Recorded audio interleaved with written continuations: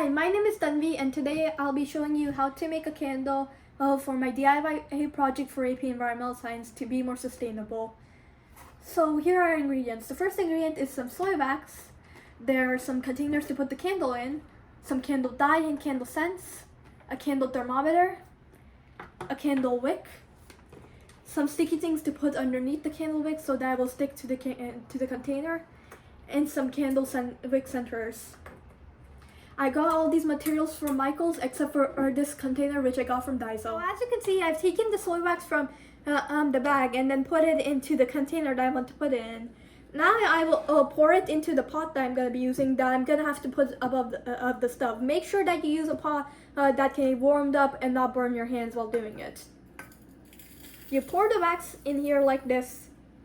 Make sure you got all of that in. And now you're ready to take it to the stove. So now I've brought the pot with the soy wax onto the stove. So I will be turning on the stove, and it will be having the ladle here, mixing moving it a bit until I see it melt. When it does melt, I'll be measuring it with the candle thermometer until I see that it's 185 degrees Fahrenheit. Then I can take it off the stove. Okay, so it's been a while and it's melted a bit, as you can see. We're gonna have to wait for a little more of a while and keep stirring it until it's completely melted. Then we can take the temperature. It seems to be very melted. I'm gonna be taking the candle thermometer and putting it in. Make sure that the candle thermometer's tip does not touch the bottom of the pot. And now I'm going to be taking it off. Okay, so it's still not 185 degrees Fahrenheit, so I'm going to be waiting for a bit more, just keeping it on the stove. Again, make sure you measure the temperature constantly when it's in this stage.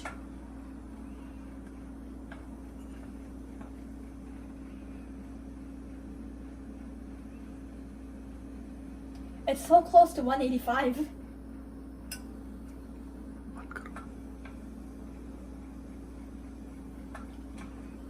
Okay, one more time.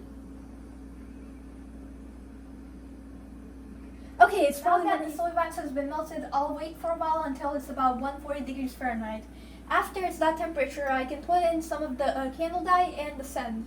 For this specific candle, I'm going to be making it a yellow color and making it scented as chamomile tea. But again, you can use any one you want. Now I'll be measuring the temperature again to see if it's 140. The temperature is about 140. So now that the wax has cooled down, we can finally enter our dye and our scents.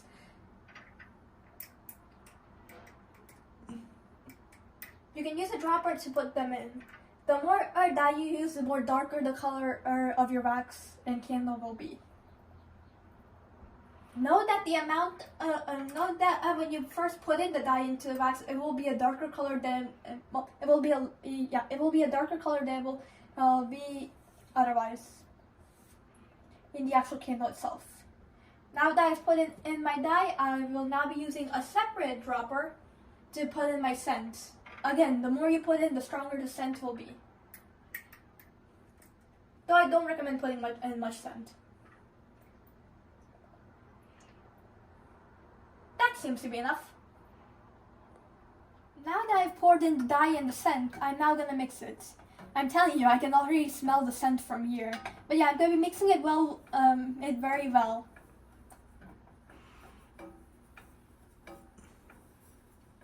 The candle itself is actually going to be a lighter color than this wax is. Because when the wax cools, the color becomes lighter. It smells pretty good.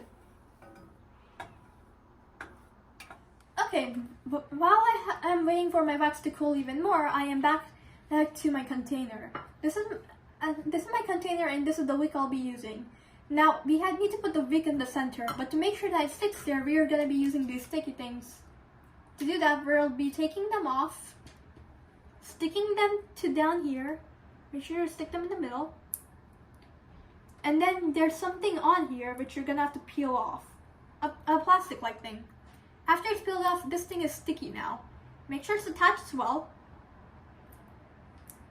And use the sticky thing to attach it into the middle of the container of the candle you'll be making. Now that we've done that, I will be using the candle wick center and putting the wick through here. Then I'll be holding the wick as I shove it into this small area. The wick is now trapped in this area. It won't move at all when you're putting in the wax or when the wax is drying, so that your wick can stay in the center. Now that the wax has cooled, but it hasn't cooled too much, I'll be pouring the wax into the container. Make sure to be careful while doing this step.